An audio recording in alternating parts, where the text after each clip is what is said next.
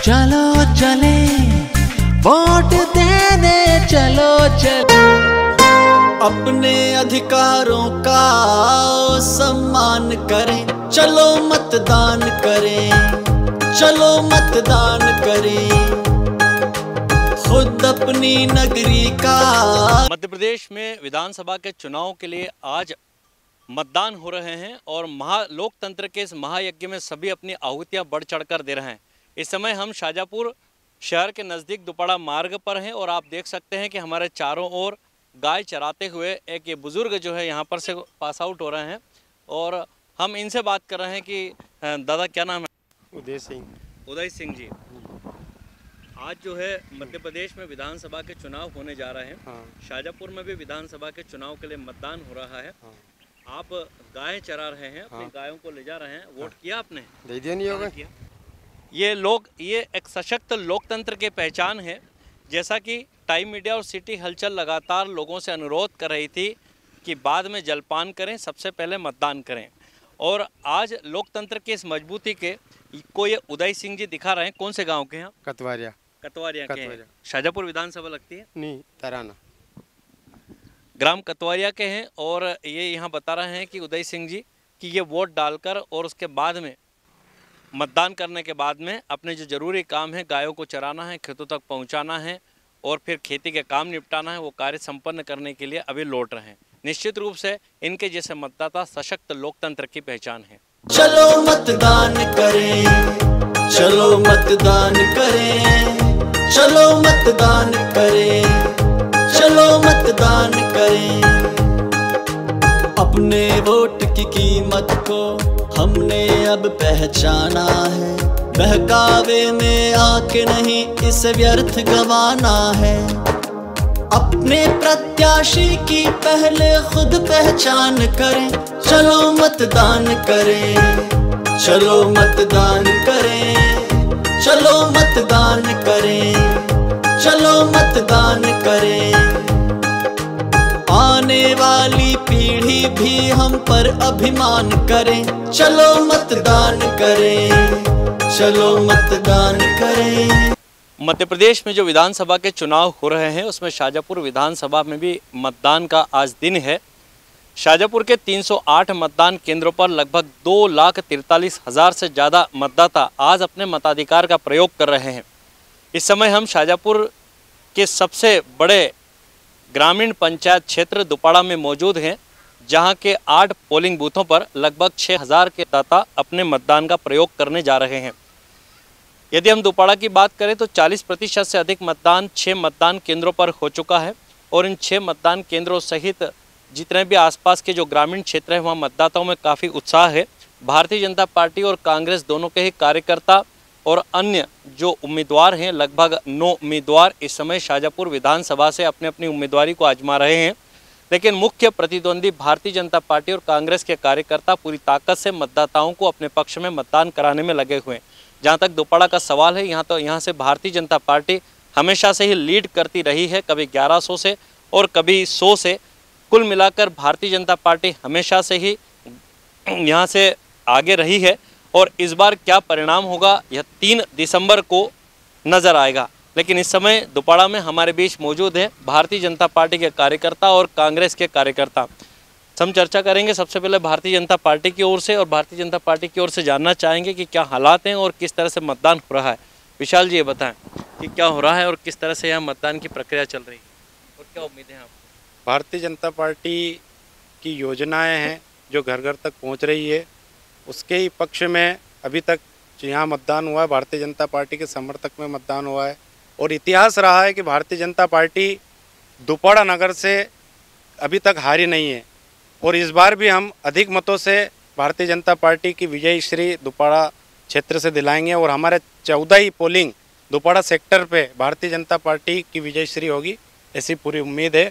और विपरीत परिस्थितियों में भी हमने भारतीय जनता पार्टी को यहाँ से विजय श्री दिलाई थी और सबका साथ, सबका विकास और सबके विश्वास के साथ हम यहाँ पर काम करते हैं, सभी लोगों को लेकर चलते हैं। लेकिन जैसे अभी मैंने आपको बताया, जिसे आप कह रहे हैं कि विपरीत परिस्थितियों में भी हमने भारतीय जनता पार्टी को जिताया है। कभी 1100 से 1000 से लीड लेती थी भारतीय जनता पार्टी, अब लीड घट चुकी है और पिछले चुनाव में भी बमुश्किल जो है भारतीय जनता पार्टी 100 या 51 से वोटों से आगे रही थी। इस बार क्या उम्मीदें हैं आपकी? गत वर्ष भी जो विधानसभा चुनाव में हमारा परिवार का विषय था, उसमें भी यहाँ से भारतीय जनता पार्टी विजयश्री हुई थी। और इस बार भी हम लगभग 1500 के आसपास से हमारे सेक्टर से विजयश्री भारतीय जनता पार्टी को दिलाएंगे। रवि जी, ये बताएं कि इस समय जैसे कि मैंने अभी पूछा कि भारतीय जनता पार्टी हमेशा ही लीड करती है, पिछले सालों में अंतराल कम हुआ है, इस बार क्या उम्मीदें? आप जो मेहनत कर रहे हैं उसके कारण आपको लगता है कि भारतीय जनता पार्टी को आप लोग पीछे कर देंगे? जैसा कि आपने बताया, आपने भी अपनी बाइट में बताया कि यहाँ से भारतीय जनता पार्टी, और मैं भी एक बात कहना चाहूँगा कि ये गांव पूरा भारतीय जनता पार्टी का है। यहाँ अगर कोई नेता भी नहीं आता है तो भी भारतीय जनता पार्टी जीत जाती है। लेकिन लोगों में इस बार एक चीज़ नहीं देखी गई है, जहाँ यहाँ की मेन जो सुविधा थी वो पानी, क्योंकि पर डे उठ के सुबह से पानी के बिना कोई सा काम नहीं होता था। तो हमें कहीं ना कहीं लग रहा है कि जनता उस चीज़ को समझ चुकी है, क्योंकि पहले आर्थिक विकास होना चाहिए, अपने घर का विकास होना चाहिए, फिर हम देश की और समाज की बात कर सकते हैं। तो सबसे बड़ा जो मुद्दा इस गांव में था वो पानी का था। तो कहीं ना कहीं हमें लग रहा है कि उससे काफ़ी प्रभाव पड़ेगा, और जनता भी विकास चाहती है, और सभी के सामने है यहाँ का विकास कि विकास हुआ है। दोनों कैंडिडेट ऐसे नहीं है कि नए हैं, दोनों कैंडिडेट पुराने हैं, मतलब चुनाव मैदान में पहले से ही हैं। तो जनता को सिर्फ समझना ही है किससे उनको उम्मीद मिल सकती है। रवि जी, आपके सामने तो धर्म संकट होगा कि आपके भाई जो है भारतीय जनता पार्टी को सपोर्ट कर रहे हैं, आप कांग्रेस को सपोर्ट कर रहे हैं, कहीं ना कहीं एक धर्म संकट तो आपके सामने होगा ही। धर्म संकट की बात यहाँ तक की जा सकती है कि बिल्कुल सही बात है, लेकिन मैंने गाँव का हमेशा विकास में साथ दिया है। मुझे कोई नेतागिरी नहीं करना है, मुझे कोई नेता नहीं बनना है। कई बार मेरे पास पद में आए, मैंने भी बजरंग दल में काम करा है, हिंदू संगठन में काम करता हूँ मैं, लेकिन मैं हमेशा गांव के विकास के साथ रहता हूँ।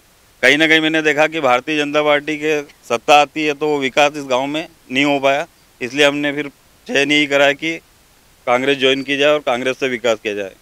गाँव का विकास नहीं हो पाया। सरपंच तो आपके भाई भी रहे? भाई है, लेकिन जो विधायक ऊपर से रास्ते विधायक का जो सिस्टम रहता है उस बेस से कोई काम नहीं हुआ है यहाँ। और सरपंच ने तो काफ़ी विकास करा है, आपके सामने ही है पूरा, मतलब रोड वगैरह, पानी वगैरह सारी चीज़ें हैं। लेकिन जो है पचेटी का डैम का पानी आया, ये कराड़ा जी की वजह से आया है उनके कार्यकाल में। आपने जैसे कहा कि विधायक होने के कारण ऊपर से पैसा नहीं आया, 30 वर्षों से विधायक तो हुकुम सिंह उसके पे आया, उन्होंने तो समाजों में भी दिया है, कहीं पे भी देख ले, राठौर समाज में देख लें, कहीं धर्मशाला में दिया है, कहीं रविदास जो उनके मंदिर हैं उनमें बाउंड्री वॉल दिए, कहीं टीन शेड दिए हैं। लेकिन जब भाजपा का गांव था और भाजपा विधायक यहाँ से बना हुआ था, तब जाके उस कार्यकाल में कोई राशि नहीं आई। समाजों के लिए हुकुम सिंह जी ने बहुत कुछ किया है। दुपाड़ा के लिए क्या किया? दुपाड़ा के लिए पानी पिलाया है। अभी पानी तो हमको दोनों विधायक ने पिलाया है, ये इस गांव को समझना है कि किसने कौन सा पानी पिलाया है। वीरेंद्र जी, जल संकट की बात हो रही है इस समय, और पूर्व में सचिन जी पाटीदार भी सरपंच रहे, आप मौजूदा तौर पे सरपंच हैं यहाँ पर पूर्व। तो अब ये जल संकट की जो बात हो रही है, तो कितना कुछ अब हल हुआ है और इसमें कितना योगदान विधायक हुकुम सिंह जी कराड़ा का है और कितना कुछ योगदान पूर्ववर्ती विधायक अरुण भीमावत जी का है? मनीष जी, पहले तो मैं बता दूं आपको, लोकतंत्र का आज महायज्ञ है, उसमें दुपाड़ा नगर अपने मतदान करके सर्वाधिक आहुति देने में कभी पीछे नहीं रहा है, और इस बार भी भारतीय जनता पार्टी सर्वाधिक मतों से विजय होगी। रहा सवाल पानी वाली जो विषय आपने बताया, हमारा गांव पूर्व में नर्मदा लिंक परियोजना में पेयजल एवं सिंचाई की पाइपलाइन जो खेतों में पानी जाना था उस योजना में था। तत्कालीन विधायक एवं पूर्व मंत्री हुकुम सिंह जी कराड़ा के कार्यकाल जब रहा 1.5 साल कमलनाथ सरकार में, उस समय पे हमारी जो नर्मदा लिंक योजना की जुड़ा हुआ था गांव एवं आसपास के गांव भी सब जुड़े हुए थे। सेकंड फेज में हमारे गांव थे, फर्स्ट पेज का काम चालू हो चुका था। सेकंड पेज के गांव उनके जो टेंडर प्रक्रिया थी उनको कैंसिल करके और हमें उस योजना से वंचित कर दिया गया। केवल ये पचेटी डैम की जो लाइन है ये सफ़ेद हाथी साबित हो रही है। इनके मोटर के बिल एवं पाइपलाइन की रोज़ की रिपेयरिंग संभव ही नहीं है। आज भी स्थिति ये है कि 4 से 8 दिन में नालों में पानी आ रहा है। ये पानी तो हमें पहले भी मिल रहा था जाके लोकल के स्रोतों से, इससे ज़्यादा पानी अभी तक दुपाड़ा ग्राम को नहीं मिल पाया है। और सर्वाधिक बड़ी समस्या हमारी जो कृषि सिंचाई की है वो भी यथावत है। तो इस योजना जो मतलब पचेटी डैम की पाइपलाइन हमें घाटे का सौदा रहा है। लेकिन सरकार आपकी है, अगर आप ऐसा कह रहे हैं कि ये पचेटी की योजना सफ़ेद हाथी साबित हो रही है, तो आप कार्यकर्ता हैं, मंडल महामंत्री रहे हैं, तो आपने अपनी सरकार में बैठे नुमाइंदों के दम पे इस योजना में परिवर्तन कराने की कोशिश क्यों नहीं की? चूँकि कमलनाथ सरकार के 1.5 साल के वर्ष कार्यकाल में ये पचेटी डैम के जो प्रधानमंत्री नल जल योजना के अंतर्गत जो गाँवों को नल के द्वारा पानी घर घर पहुंचाना था, उसकी स्वीकृति हो चुकी थी, टेंडर प्रक्रिया हो चुकी थी और ठेकेदार भी आ चुका था, तो वो कैंसिल होना संभव नहीं हुआ। जैसे कई योजनाएं हुई है जिसमें जनहित को देखते हुए टेंडर भी निरस्त हुए हैं, योजनाएं भी बदली गई है, तो फिर आप लोगों ने कोशिश क्यों नहीं की? आप खुद ही कह रहे हैं कि पचेटी की योजना जो सफ़ेद हाथी थी, आपने उसमें टेंडर में बदलाव क्यों नहीं किया, योजना में तब्दीली क्यों नहीं की? चूँकि जो सरकार में प्रतिनिधि होता है, हमारा विधायक कोई था नहीं, हुकुम सिंह जी कराड़ा विधायक रहे, उन्होंने जनता के हित को ध्यान में नहीं रखते हुए उनका व्यक्तिगत एजेंडा चलाया और उस योजना से हमें वंचित कर दिया गया। और ये सफ़ेद हाथी जो दोबारा की जनता के गले में पड़ा हुआ है, इसको हम ज़्यादा दिन वहन नहीं कर पाएंगे। अभी तो खैर 5 साल का तो जो टेंडर प्रक्रिया है उसी में इसका संसाधन और उसको ठेकेदार को ही चलाना है, तब तक ये योजना संभव है। इसके बाद ये योजना जो नल से पानी मिल रहा है, ये योजना संभव नहीं। कहा कि दुपाड़ा जो है भारतीय जनता पार्टी का गढ़ है, भारतीय जनता पार्टी हमेशा यहाँ से जीतती आई है। सर, पंचायत के चुनाव में पार्षद से लेकर मौजूदा तौर पर प्रधानमंत्री तक भारतीय जनता पार्टी का है। ऐसी परिस्थितियों में अब अगर यहाँ पर असुविधाएं हैं, जल का संकट है या दूसरे संकट है, तो उसे आप दूर करने का प्रयास क्यों नहीं कर रहे हैं? इस योजना को हमने जो खेत सिंचाई एवं नर्मदा लिंक की डबल से हमने मांग करी थी, जो हम 3rd फेज में आने वाले थे उसको वंचित कर दिया गया था। उसको फिर से हमने आदरणीय हमारे जो पूर्व विधायक अरुण जी बिमौत के माध्यम से मध्य प्रदेश सरकार जो भाजपा की डबल से मांग करी और वो प्रक्रिया में है। निश्चित रूप से वो योजना हमें मिलने वाली है और खेत सिंचाई योजना के माध्यम से जो खेतों की सिंचाई के लिए पानी मिलेगा और उसके अतिरिक्त हमें पेयजल के लिए भी पानी उपलब्ध होगा, ऐसी हमें उम्मीद है। अमर सिंह जी, आप तो हुकुम सिंह जी कराड़ा के बिल्कुल दाहिना हाथ कहे जाते हैं। बिल्कुल उनकी योजनाओं में उनके जो भी बातें होती हैं उनमें आप मुख्य सलाहकार के रूप में मौजूद रहते हैं।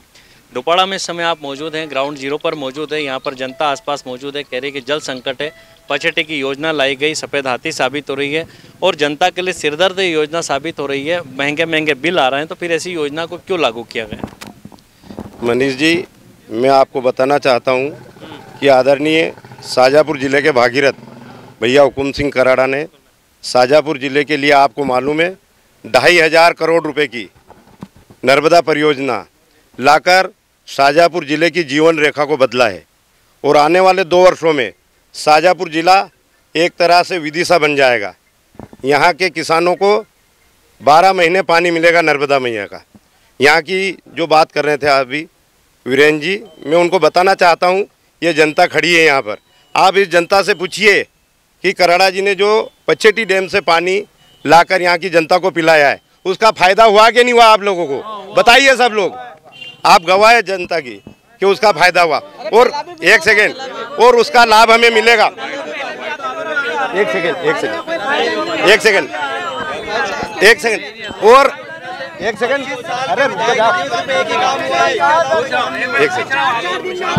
इसका फायदा हमें मिलेगा और 3 तारीख को आपको रिजल्ट में दिखेगा कि दोबारा 4 दिन हो गए अभी तक नल नहीं आ रहा है। 4 दिन में एक बार नल आता है, फिर एक सेकेंड, 4 दिन हो गए। जनता कह रही है, आम जनता कह रही है कि पचेटी योजना के माध्यम से जो नल जल योजना लाई गई उसमें 4 दिन नलों से पानी नहीं टपक रहा है। नहीं, डेली पानी आ रहा है, डेली पानी आ रहा है, ये गलत बात है। डेली पानी आ रहा है। आपको मालूम है हमारे नेता की 40 साल के जीवन में उनके और पानी डेली आ रही है।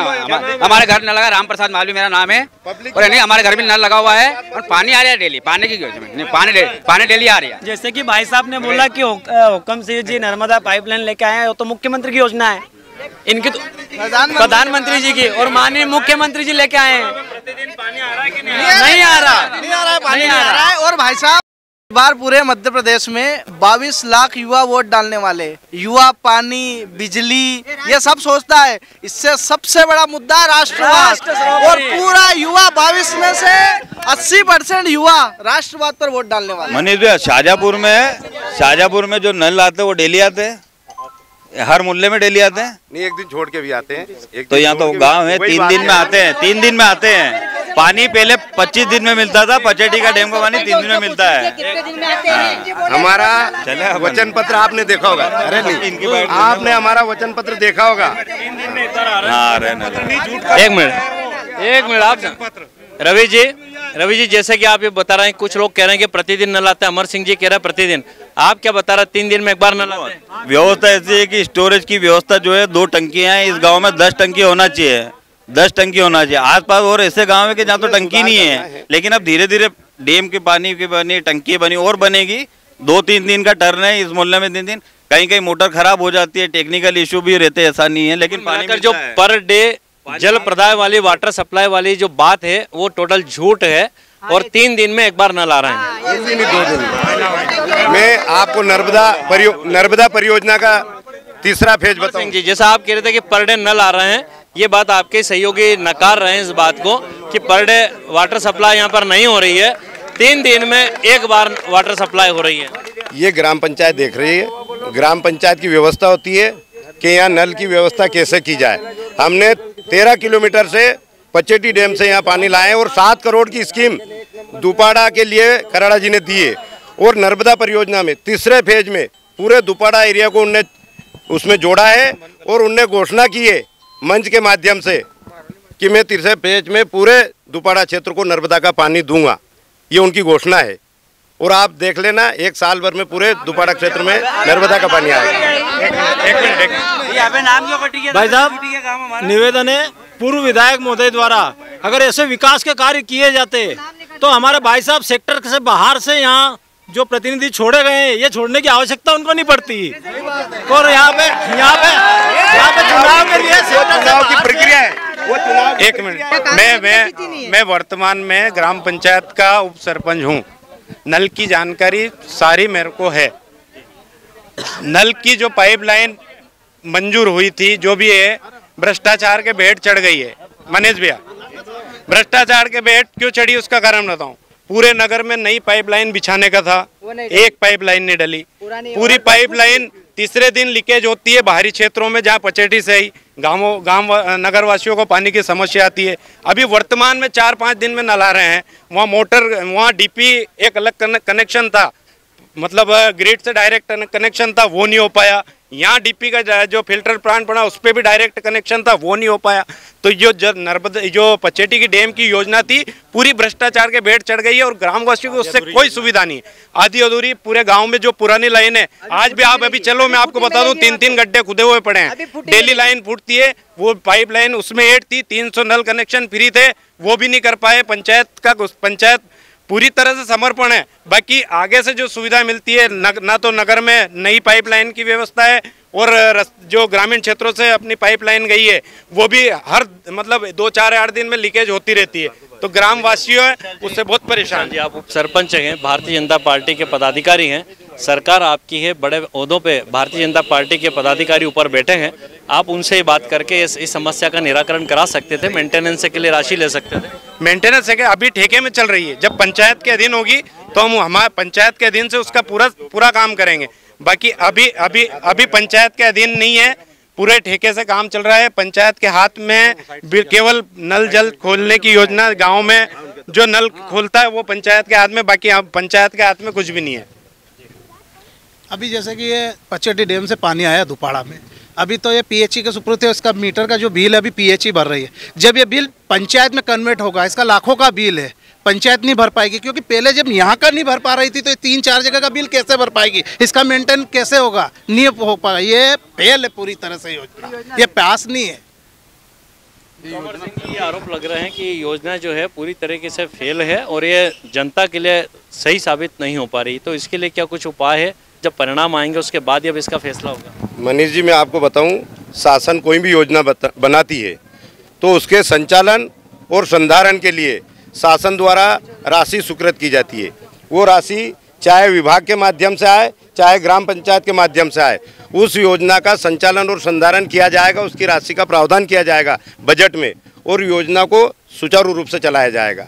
और इसका परिणाम आपको 3 तारीख को लग जाएगा कि इतिहास बनेगा कि दुपाड़ा से कराड़ा जी पहली बार जीतेंगे। ये मैं आपको बता रहा हूँ, डंका की जो इसका इतिहास बनेगा। आप वीरेंद्र जी, इतिहास रचने जा रही कांग्रेस का दावा है, ये सपने देख रहे हैं।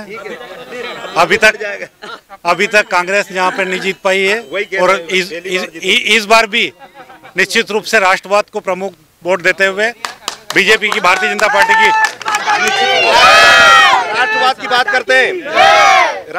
बात करते हैं। कमलनाथ जी के शासनकाल में जैसे ही 15 महीने की सरकार आई थी, 1000 गौशालाएं बनी थी। आप उसके प्रत्यक्षदर्शी हो, आपने समाचारों में सुना होगा। एक सेकेंड, उसके बाद अरे थोड़ा ये उसके बाद मैं बताऊं आपको, गाय के लिए अगर गौशाला में रखा जाता है तो गौशाला का संचालन कोई भी करता है। 2 रुपए, अरे रुको यार, 2 रुपए 80 पैसे थे। कमलनाथ जी ने जैसे ही सरकार बनी 18 रुपए पर डे एक गाय के लिए उन्होंने चारे की व्यवस्था करी थी। अमर सिंह जी, वो गौशालाएं कहाँ हैं?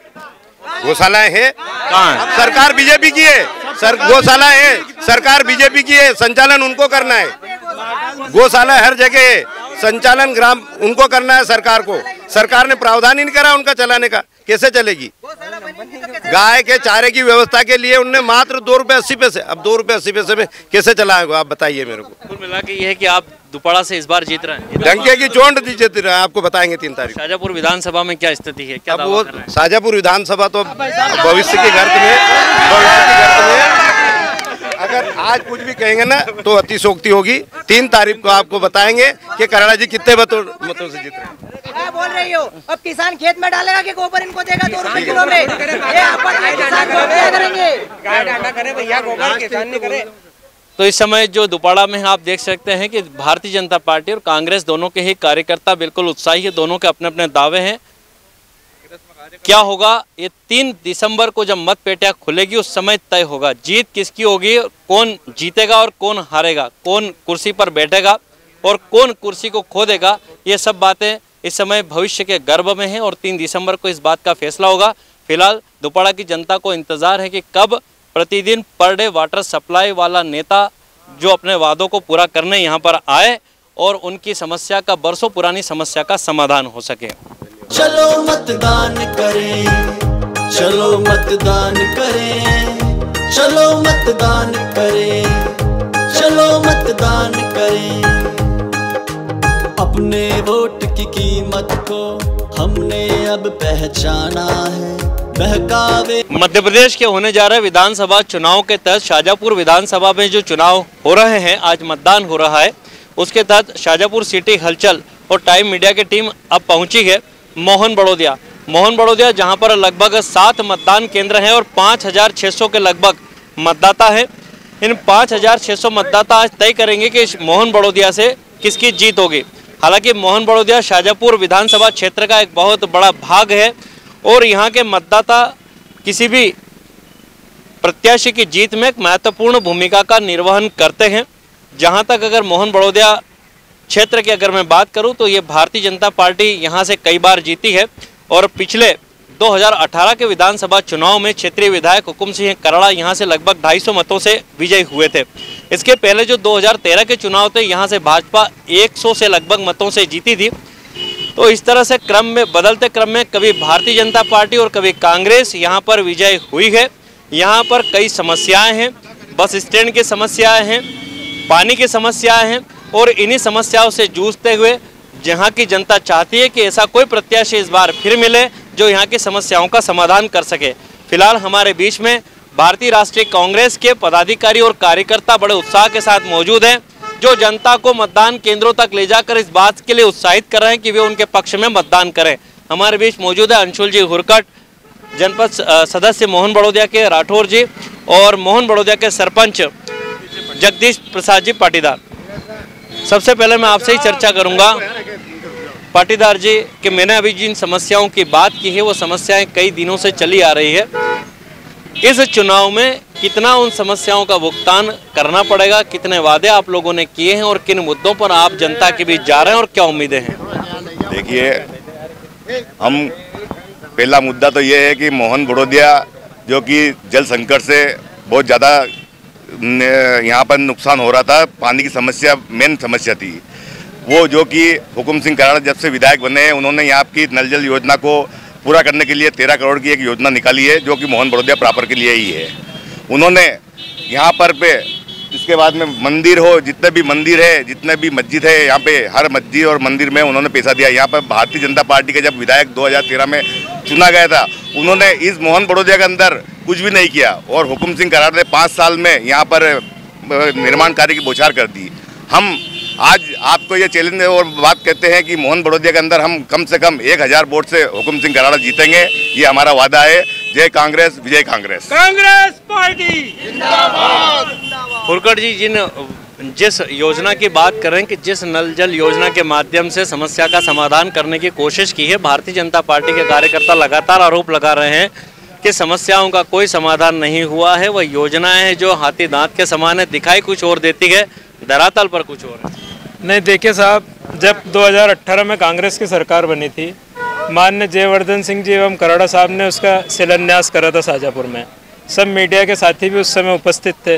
2500 करोड़ की योजना वो नर्मदा का पानी शाजापुर में लाने का प्रयास किया। चूँकि 1.5 साल के बीच हमारे लोगों के द्वारा जो विधायक भाग गए थे, सरकार गिरने के कारण भाजपा द्वारा उस कार्य को आगे नहीं बढ़ाया गया। और अब कराड़ा जी ने वादा करा है, कमलनाथ जी की सरकार बनते 1.5 साल के अंदर हर गांव और पूरे 260 गांवों में पानी की समस्याओं से निजात मिलेगा। मोहन बड़ौदिया को जहाँ तक मैं भी देख रहा हूँ, आप लोग भी देख रहे हैं, यहाँ पे एक स्थायी बस स्टैंड की दरकार है। जनता कई वर्षों से कहती आ रही है कि यहाँ एक स्थायी बस अड्डा होना चाहिए, बस स्टैंड होना चाहिए। हो गया ना साहब, बस स्टैंड स्वीकृत हो चुका है, स्वीकृत हुआ है, बस भी वहीं पे खड़ी होती है। 30 वर्षों से यहाँ पर कराड़ा जी विधायक हैं, माननीय हुकुम सिंह जी यहाँ से जीत दर्ज करते आ रहे हैं और क्षेत्रीय गृह क्षेत्र है उनका। बावजूद इसके इन 30-40 वर्षों में अभी तक स्वीकृत हुआ है बस स्टैंड को मूर्त रूप क्यों नहीं मिला अभी तक? नहीं, जैसा कि हम देख रहे हैं, हमेशा जब जब भैया मंत्री बने हैं, चाहे ऊर्जा मंत्री रहे हो, आप सबको भी नॉलेज में है कि जब जब वो ऊर्जा मंत्री रहे 132 kV का ग्रिड उन्होंने स्वीकृत कराया है। लाइट बिजली के क्षेत्र में हमारा बड़ौदिया, अपना शाजापुर जिला हमेशा वो रहा है अव्वल। तो बस स्टैंड का जो मुद्दा था वो अभी ज़्यादा था और वो भी भैया ने स्वीकृत करा दिया। ज़मीन अलॉट हो गई है, वहाँ पे भी निर्माण कार्य चल रहा है। डॉक्टर भीमराव अंबेडकर जी के नाम से बस स्टैंड स्वीकृत हो चुका है। आप जनपद सदस्य हैं राठौर जी, मोहन बड़ौदिया क्षेत्र से जुड़े कई ग्रामीण क्षेत्रों में अभी भी जल संकट है। जल संकट यहाँ की तो बात हो रही है कि यहाँ पे सुलझा लिया गया, लेकिन अभी भी लोग कह रहे हैं कि 3 या 4 दिनों में यहाँ पर पानी आता है एक बार। रोज़ वाटर सप्लाई पर डे नहीं हो पाता है, लेकिन जो ग्रामीण क्षेत्र है वहाँ पर वाटर सप्लाई पर डे हो सके, यहाँ पर वहाँ नल जल पहुँच सके, उसके लिए आप लोग क्या कर रहे हैं? सर, हमने एक योजना बनाई थी, लेकिन हमारी सरकार गिर गई। 13 महीने सरकार चली, उसके बाद में शिवराज जी की सरकार आई। शिवराज जी ने कोई काम नहीं किया और यहाँ मोहन बड़ौदिया में कोई विकास नहीं हुआ 13 महीने में। हम जैसे जैसे हमारी सरकार मान लो कांग्रेस की बनती है, तो हम वैसे वैसे उस हिसाब से हम सारा सिस्टम पूरा वापस पुनः चालू करेंगे। राठौर जी, कुल मिला के आपकी सारी संभावनाएं सरकार बनने के ऊपर निर्भर है। अगर सरकार आपकी नहीं बनती है और हुकुम सिंह जी फिर से अगर निर्वाचित होते हैं तो फिर से एक बार जनता को बैठे रहना पड़ेगा, मायूस होना पड़ेगा, क्योंकि वो योजनाएं पूरी नहीं हो पाई। वो तो सर आपको दिख ही रहा है, 3.5 साल में कोई विकास कार्य नहीं हुआ मोहन बड़ौदिया और आसपास के क्षेत्र में। सर जगदीश जी, आप ये बताएं कि जिस तरह से बातें हो रही है कि अगर सरकार बनेगी तो कार्य होगा। आप तो 5 साल के नवनिर्वाचित सरपंच हैं, आप निर्वाचित हुए हैं, जनता से आपने वादे किए हैं, आपने इरादे किए, दिखाए थे कि हम लोग काम करेंगे, लेकिन अब जब बातें हो रही कि सरकार बनेगी तो ही विकास होगा, तो ऐसी स्थिति में आप क्या भरोसा दिला रहे जनता को? नहीं, मैं जनता को ये भरोसा दिलाना चाहता हूँ कि सरकार बने या नहीं बने उससे मतलब नहीं है। हम हमारी पंचायत से और विधायक महोदय की विधायक निधि से इस गांव को जो भी समस्या है उससे हम मतलब उसको हल करेंगे, न कि हम कोई सरकार के भरोसे भी नहीं है और किसी के भरोसे नहीं है। हम तो हुकुम सिंह कराड़ा जीत जाएंगे, उसके बाद भी हम मतलब पूरे गाँव पूरे क्षेत्र में विकास की हम गंगा बहार कर देंगे। हम हुकुम सिंह जी पिछले 30 वर्षों से चुनाव जीत रहे हैं और मोहन बड़ौदिया क्षेत्र में भी पंचायत क्षेत्र पर, जनपद पंचायत क्षेत्र पर कांग्रेस का कब्जा है। फिर कितनी समस्याएं आप लोगों ने जनता की हल की है और कितनी समस्याएं अभी और रह गई है? जो विधायक निधि से समस्याएं हल होने की है, जो कि पंचायत निधि से हल होने की, वो समस्याएं सारी समस्या हल कर दी है। अब रहा सवाल ये जो कि बड़ी बड़ी योजनाएं, तो वो जब सरकार रहती है जब ही हल होती है। अब जैसे कि हमने 13 महीने की जो सरकार आई थी उसमें भैया ने पानी के लिए यहाँ की जितनी भी मतलब यानी कि समस्या है, आसपास के जितने डैम है वो 2500 करोड़ से मंजूर करवा के और टोटल हल करवाई उन्होंने। अब सरकार गिर गई, सरकार गिरने के बाद में क्या है कि वो जो जल संसाधन मंत्री थे वो दूसरे बन गए, तो वो सब मजदूरों को जितनी स्कीमें थे वो उधर खींच ले गए। फिर भी जो मंजूर हो गई है वो धीरे धीरे चल रही है और आने वाले समय में मतलब 1 साल के अंदर वो सब पूरी हो जाएगी और यहाँ की जनता को भरपूर पानी डबल मंजिल तक बिना मोटर के पानी मिलेगा, ये इस बात का मैं भरोसा दिलाता हूँ। पुरगट जी, कांग्रेस की राजनीति आपको विरासत में मिली है कई बार, जैसा भी मैंने बताया कि एक बार कांग्रेस जीती, उसके पहले भारतीय जनता पार्टी जीती। अब आज क्या उम्मीद आप कर रहे हैं कि भारतीय जनता पार्टी को आप लोग किस मुद्दों पर शिकस्त देंगे और कितने वोटों से लगभग भारतीय जनता पार्टी को आप लोग हरा पाएंगे बड़ौदा क्षेत्र से? नहीं सर, हमारा कहना ये है कि 2013 से 2018 तक बीजेपी के विधायक रहे, अरुण जी विधायक रहे, तो वो उनकी उपलब्धि बताते हैं बड़ौदा में क्या है, और हम बताते हैं कराड़ा जी की 5 साल की उपलब्धि क्या है। बोना जी महाराज का मंदिर का निर्माण कराया, खेड़ापति सरकार हनुमान मंदिर का निर्माण कराया, कुंडालिया डैम से लाइन लाने के लिए 13 करोड़ रुपए स्वीकृत करवाए, बस स्टैंड का निर्माण करवाया। ऐसे अनेकों योजनाएं, एम्बुलेंस दी कोरोना काल में कराड़ा जी ने, ऐसी अनेकों योजनाएं जो कराड़ा जी ने इस क्षेत्र में दी है। तो सरकार बने या नहीं बने, कराड़ा जी ने हमेशा विकास कार्यों को प्राथमिकता दी है और आगे भी देंगे, और हमारा लक्ष्य है बड़ौदा से इस बार 1000 वोट से हम चुनाव जीतेंगे। आपके नेतृत्व में सभी चुनाव लड़ा जा रहा है, आप सरपंच हैं, आपके कंधों पर जिम्मेदारी है कांग्रेस को जिताने की। आप क्या दावा कर रहे हैं कि आने वाले परिणाम बड़ौदा क्षेत्र से किस तरह से आएंगे और शाजापुर विधानसभा से क्षेत्र से कैसे होंगे? मैं आपको यकीन दिलाता हूँ, मोहन बड़ौदा में मैं शाजापुर भी एक मीटिंग में मतलब लेने की घोषणा करके आया था, और आज भी मैं कह रहा हूँ कि 1000 मत से हम भैया को जिताएंगे। यहाँ पे हाथ का पंजा जीतेगा और कांग्रेस हमारे हुकुम सिंह कराड़ा हजारों वोट से जीतेंगे और कांग्रेस की सरकार बनेगी मध्य प्रदेश में। ये मैं वादा कर रहा हूँ, 150 सीट से कम नहीं आएगी कांग्रेस की, ये बात मैं चैलेंज के साथ कह रहा हूँ। बताएं कि कितनी मेहनत की कांग्रेस के कार्यकर्ताओं ने और क्या उम्मीद है आप लोगों को? कांग्रेस की अगर बात कर रहे हैं आप, मीडिया में आपको निवेदन कर रहा हूं कि इस आज़ादी के संघर्ष में कहीं न कहीं अगर सुभाष चंद्र बोस भी लड़े थे तो वो भी कांग्रेस के थे, यदि महात्मा गांधी लड़े थे वो भी कांग्रेस के थे, यदि सरदार पटेल लड़े थे वो भी कांग्रेस थे। कांग्रेस इस देश को विचारधारा जोड़ने काम करती है, तोड़ने काम नहीं करती है। और रही बात विकास की, तो मध्य प्रदेश में दिव्य सिंह जी कार्यकाल भी रहा, एक पंचायत सचिव गांव से लेकर उसको पंचायत कर्मी बनाया, एक स्वास्थ्य रक्षक बनाया। और रही बात हुकुम सिंह जी कराड़ा की शाजापुर विधानसभा के अंदर, तो 84 से लेकर जनपद अध्यक्ष से लेकर जिला सभापति के चुनाव हुकुम सिंह जी कराड़ा लड़े हैं। और कहीं न कहीं आज भी जनपद पंचायत मोहन बड़ौदा कभी यहाँ भारतीय जनता पार्टी की नहीं बनी है और हमेशा अक्सर कांग्रेस की रहती है, और ये विकास के परिणाम है हमारे सामने। सुभाष चंद्र बोस की आपने बात की है, लेकिन भारतीय जनता पार्टी भी राष्ट्रवाद की बातें कर रही है और राष्ट्रवाद के आधार पर चुनाव लड़ रही है। राष्ट्रवाद, इनका कोई इतिहास में 57 की क्रांति में कोई योगदान है?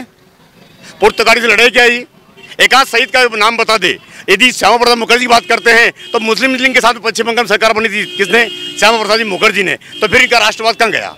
और रही बात धारा 370 की, उस वक्त हालात ऐसे थे कि 506 रियासत को मिलाकर सरदार पटेल ने इस देश को लोकतंत्र बनाया है, और कांग्रेस इस देश को जोड़ने का काम करेगी और तोड़ने का काम नहीं करेगी। सरदार पटेल को तो भाजपा ने हत्या लिया है। जिस चीन विरोधी थे सरदार पटेल, इनका गांव बरडोली, सरदार पटेल का जन्म स्थान गडरोली गांव है गुजरात में, बरडोली वहां पर जाके देख लीजिए। और केवड़िया का जो विदेशी, जो चीन जिसके विरोधी थे सरदार पटेल, उन विदेशियों से उन्होंने उनका निर्माण कराया। तो जिस चीज़ के विरोधी थे सरदार पटेल, उनसे उसने निर्माण कराया, तो क्या देश इसमें हो सकता है क्या? ये राष्ट्रवाद में हो सकता है क्या? बरडोली गांव है सरदार पटेल का, वहाँ बनना चाहिए स्मारक उनका। अब क्या उम्मीद है आपकी, क्या दावा कर? उम्मीद मध्य प्रदेश में कमलनाथ की सरकार बनेगी, और चुनी सरकार को इनने खरीद कर, विधायक को खरीद कर सरकार को बेदखल किया है। ये लोकतंत्र की हत्या है। जय हिंद, जय भारत, जय कांग्रेस।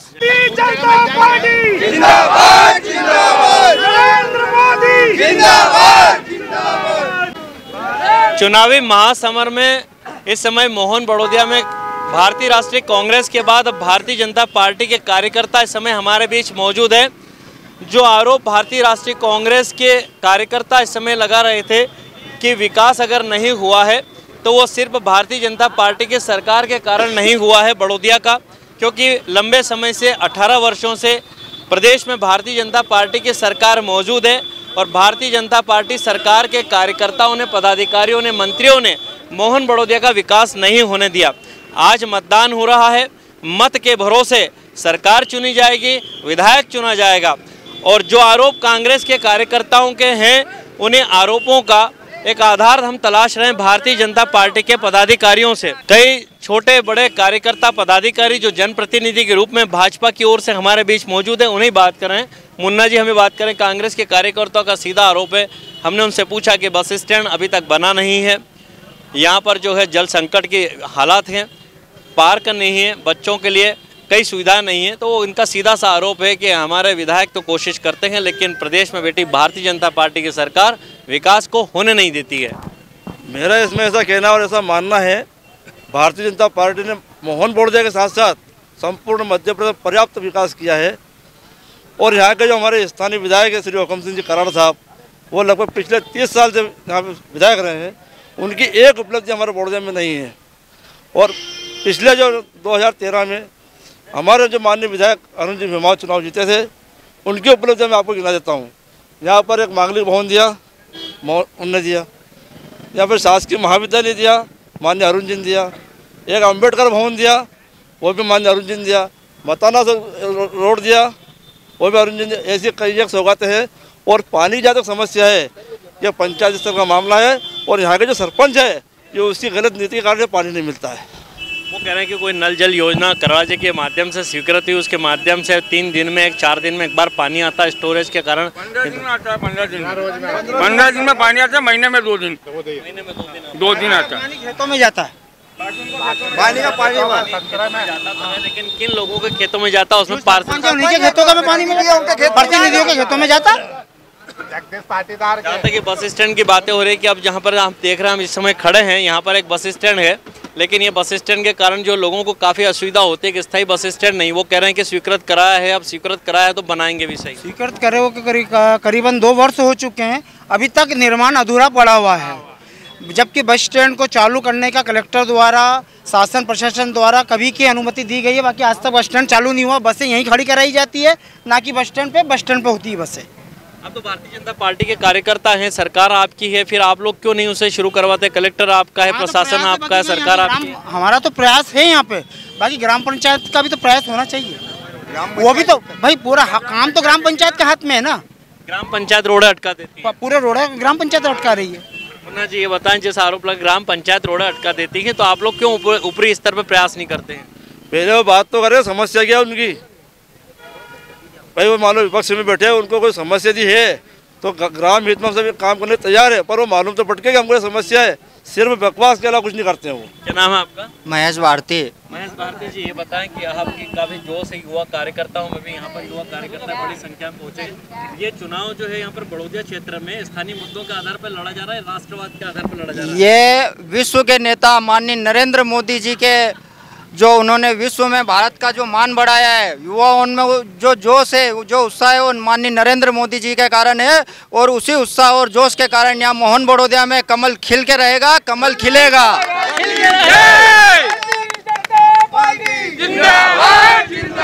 मेरा सवाल ये है कि राज्य की स्थानीय मुद्दों के आधार पर भारतीय जनता पार्टी चुनाव लड़ रही है बड़ौदिया में, या राष्ट्रवाद के मुद्दों पर लड़ रही है?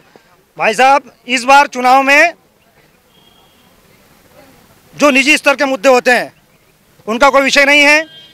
ये चुनाव केवल राष्ट्रवाद के विषय पे लड़ा जा रहा है और नरेंद्र मोदी जी के चेहरे पे लड़ा जा रहा है। और इस बार मध्य प्रदेश में और शाजापुर विधानसभा विशेष रूप से एक छत्र और एक तरफा भारी से भारी प्रचंड बहुमतों से विधानसभा 167 शाजापुर विजयश्री घोषित होगी। कार्यकर्ताओं में बहुत उत्साह है और मतदाताओं में विशेष रूप से उत्साह है। जैसे आपने कहा मोदी जी के चेहरे पर चुनाव लड़ा जा रहा है, तो जो मौजूदा प्रत्याशी हैं, हमारे मुख्यमंत्री हैं, वो कोई चेहरा नहीं है? नहीं, मुख्यमंत्री जी चेहरा तो हैं, बाकी अभी चेहरा केवल एक ही है पूरे राष्ट्र में, पूरे विश्व में, आदरणीय सम्मानीय नरेंद्र मोदी जी। निश्चित रूप से मोदी जी ने देश का नाम बढ़ाया है, लेकिन आप ये बताएं कि मोदी जी के नाम पे हम लोग कितने चुनाव लड़ेंगे? विधानसभा का लड़ेंगे, लोकसभा का लड़ेंगे, कितने चुनाव लड़ेंगे? जब तक सूरज चांद रहेगा नरेंद्र मोदी जी का नाम रहेगा। नरेंद्र मोदी जी जब तक रहेंगे उनके नाम पे चुनाव लड़ा जाएगा और चुनाव जीता जाएगा। गिरिराज मुन्ना जी ऐसा बता रहे हैं कि राष्ट्रवाद पे चुनाव लड़ा जा रहा है, लेकिन जो जनता वोट देने आती है, आज वोट डाल रही है, उसके मन में भी कोई इच्छाएं हैं, उनकी भी कोई समस्याएं हैं। वो बड़ौदा की जनता है, आसपास के ग्रामीण क्षेत्रों की जनता है, वो भी जल संकट की समस्या हो या बस स्टैंड जैसी समस्या हो, उसके समाधान की तलाश में मतदान केंद्रों तक जाती है, पहुंचती है और वोट डालकर ये सोचती है कि हमारी समस्याओं का समाधान होगा। तो कितना आप लोग समझते हैं कि स्थानीय मुद्दे भी कहीं ना कहीं इनमें सम्मिलित होना चाहिए? बिल्कुल होना चाहिए। जो भी स्थानीय समस्या आएगी उसका बराबर भाजपा उसका समाधान करेगी, हल करेगी। बिल्कुल, तो राष्ट्रवाद के साथ स्थानीय समस्याएं भी होना चाहिए। बिल्कुल, यहाँ पे स्थानीय समस्या का समाधान भी तय है, होना है।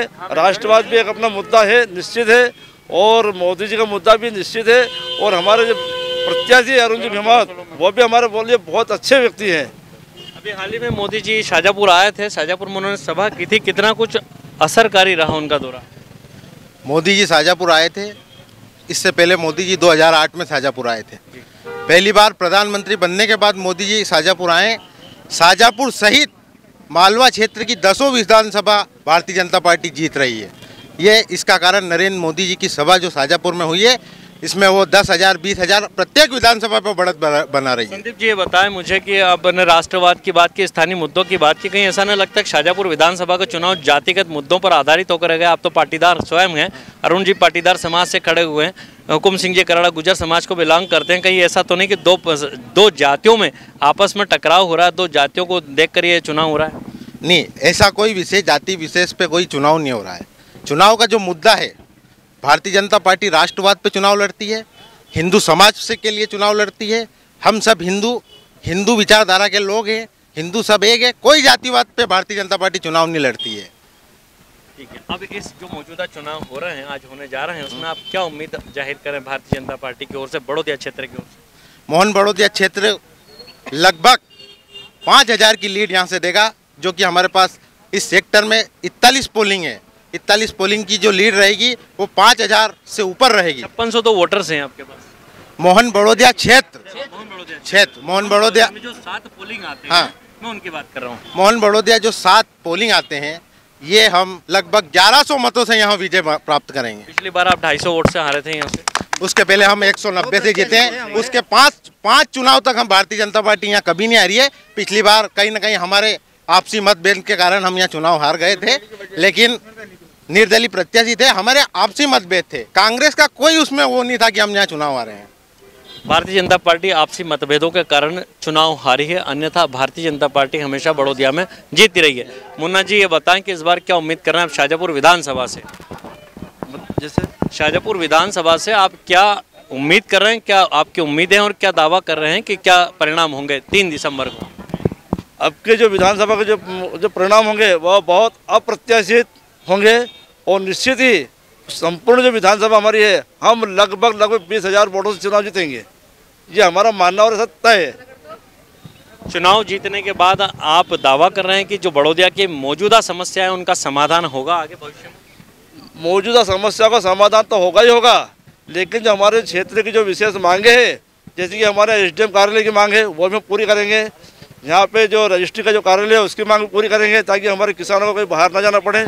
और हमारा जो पूरा क्षेत्र है ये किसानों से संबंधित क्षेत्र है, तो हमारा पूरा प्रयास रहेगा कि किसानों से संबंधित हमारे कारखाने स्थापित हो।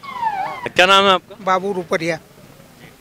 बाबू जी ये बताएं कि आप तो वयोवृद्ध हैं, कई चुनाव आप लोगों ने देखे हैं लगभग अपने उम्र के इस दहलीज पे, आप क्या समझते हैं कि चुनाव में जो निर्वाचन है उसमें कितना परिवर्तन हुआ है? बहुत परिवर्तन है, पूरे राष्ट्र में और पूरे मध्य प्रदेश में परिवर्तन है।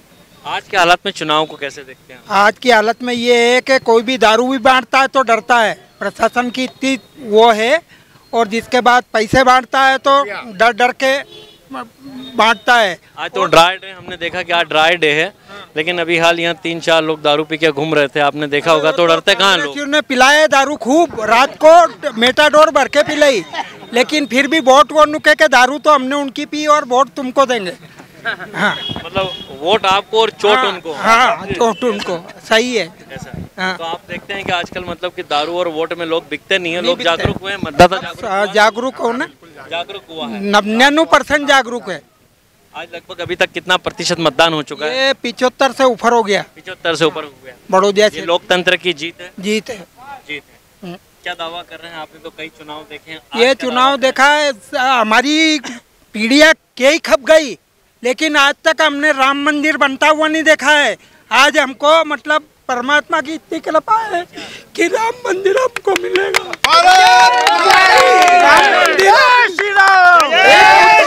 राम मंदिर हम देखेंगे जीते थी। हमारी कई पीढ़ी खप गई है, लेकिन अभी तक कांग्रेस ने पूरे मतलब 70-80 साल से विरोधी किया है राम मंदिर का। लेकिन राम मंदिर मोदी जी की पे मेहरबानी है कि आज जो अदालत ने निर्णय दिया और राम मंदिर बनके तैयार हो गया है। कांग्रेस ही कहते थे कि तारीख बताओ, तारीख बताओ, तारीख भी घोषित हो गई है। 22 जनवरी को दर्शन खुलेंगे। सबको आमंत्रण भी अलग अलग विश्व हिंदू परिषद के हिसाब से बांट रहे हैं। राम मंदिर पर सवार 3 दिसंबर को बनेगी सरकार। हाँ, 3 दिवाली मनेगी। अब के 1 दिवाली हो गई, एक 3 दिसंबर को, एक 22 जनवरी को मनेगी। तो भारतीय जनता पार्टी के कार्यकर्ता काफी उत्साहित नजर आ रहे हैं। उनका साफ कहना है कि 3 दिसंबर को एक और दिवाली मनाई जाएगी और तभी यहाँ की स्थानीय समस्याओं का समाधान होगा। और जब आज मत डाले जा रहे हैं तो भारतीय जनता पार्टी के कार्यकर्ता बड़े उत्साह के साथ लगे हुए हैं। तो भारतीय जनता पार्टी के पदाधिकारी, युवा मोर्चा के पदाधिकारी बिल्कुल हर मतदान केंद्र पर जाकर यह तय कर रहे हैं, चाहे वो कांग्रेस के पदाधिकारी हो या युवा मोर्चा के भारतीय जनता पार्टी की ओर से तय कर रहे हैं, अपने मतों को निश्चित कर रहे हैं कि कोई भी मत ऐसा न हो जो बेकार चला जाए। इसी कड़ी में भ्रमण करते हुए भारतीय जनता युवा मोर्चा के जिला अध्यक्ष श्याम टेलर पहुंचे हैं मोहन बड़ौदिया, और टाइम मीडिया से बातचीत इस समय हम कर रहे हैं उनसे। श्याम जी बताएं कि इस समय क्या कुछ माहौल है, आप जगह जगह का भ्रमण कर रहे हैं, क्या कुछ हालात हैं, कितना प्रतिशत मतदान इस समय आप देख रहे हैं और क्या संभावनाएं हैं? मैं बहुत ही अच्छा सकारात्मक वातावरण देख रहा हूँ भारतीय जनता पार्टी के समर्थन में। जिस प्रकार से माताओं बहनों का एक जन सैलाब हमें दिख रहा है, युवाओं का जो उत्साह दिख रहा है। मैं सुबह से 8 बजे से प्रत्येक पोलिंग पे घूम रहा हूँ। मैं देख रहा हूँ कि किस प्रकार से विक्ट्री का साइन दिखा करके हमें मतदाता संदेश दे रहे हैं कि भारतीय जनता पार्टी की सरकार पूर्ण बहुमत के साथ बन रही है और इस विधानसभा के अंदर भी भारतीय जनता पार्टी भारी से भारी बहुमतों के साथ आ रही है। और मतदान प्रतिशत भी बता रहा है, जिस प्रकार से मतदान प्रतिशत एकदम बड़ा है, ये निश्चित रूप से भारतीय जनता पार्टी के पक्ष में मतदान हुआ है। दिवाली मनाने की तैयारी में आप 3 दिन? बिल्कुल, कमल दिवाली मनाएंगे, एक बड़ी दिवाली मनाएंगे, बड़ा सेलिब्रेशन होगा, बड़ा उत्साह के साथ में भारतीय जनता पार्टी भारत माता की जय और भारतीय जनता पार्टी के झंडे लेकर के, भगवा ध्वज लेकर के निकलेंगे, जय श्री राम के नारों के साथ निकलेंगे, क्योंकि ये जो विजय है ये प्रचंड विजय होने जा रही है, एक महाविजय होने जा रही है।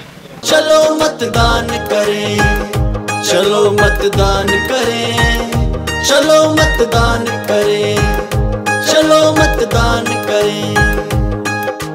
अपने वोट की कीमत को हमने अब पहचाना है, बहकावे में आके नहीं इसे व्यर्थ गंवाना है।